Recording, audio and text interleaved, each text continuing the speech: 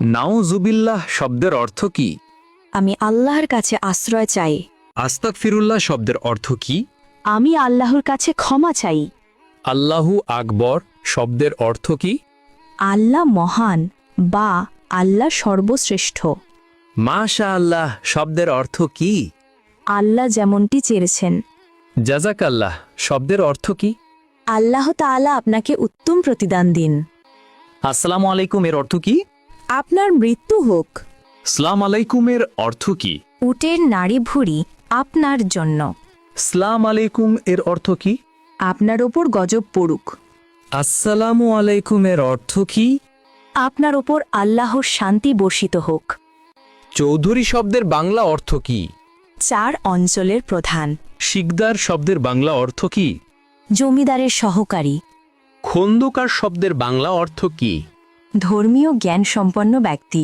শেখ শব্দের বাংলা অর্থ কি? জ্ঞানী বা পণ্ডিত। খান শব্দের বাংলা অর্থ কি? নেতা বা শাসক। মৃত্যুর পর শ্বাসযন্ত্র কতক্ষণ জীবিত থাকে? 4 ঘন্টা। মৃত্যুর পর মস্তিষ্ক কতক্ষণ জীবিত থাকে? 20 মিনিট। মৃত্যুর পর কিডনি কতক্ষণ জীবিত থাকে? 26 ঘন্টা। মৃত্যুর পর চুল কতক্ষণ জীবিত থাকে? 6 ঘন্টা। হজরত মুহাম্মদ সাল্লাল্লাহু আলাইহি ওয়াসাল্লাম এর কতজন সন্তান ছিল? 7 জন। জাকারিয়া আলাইহিসসালামের কতজন সন্তান ছিল? 4 জন। দাউদ আলাইহিসসালামের কতজন সন্তান ছিল? 4 জন। সুলাইমান আলাইহিসসালাম এর কতজন সন্তান ছিল? 4 জন। মানুষ মৃত্যুবরণের 40 দিন পর তার রুহু বাড়িতে আসে, এটি কেমন বিশ্বাস?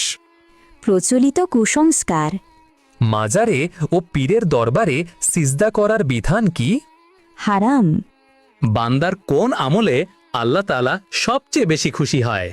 তওবা করা। একজন মুসলিমের ওপর সর্বপ্রথম ওয়াজিব কি? তাগুতকে অস্বীকার করা।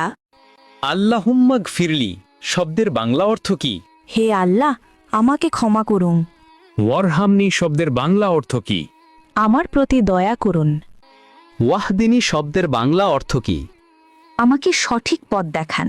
ওয়া আফিনী শব্দের বাংলা অর্থ কি? আমাকে সুস্থতা দান করুন। ওয়ারজুগনি শব্দের বাংলা অর্থ কি? আমাকে রিজিক দান করুন। আল্লাহুম্মা গফিরলি শব্দের বাংলা অর্থ কি?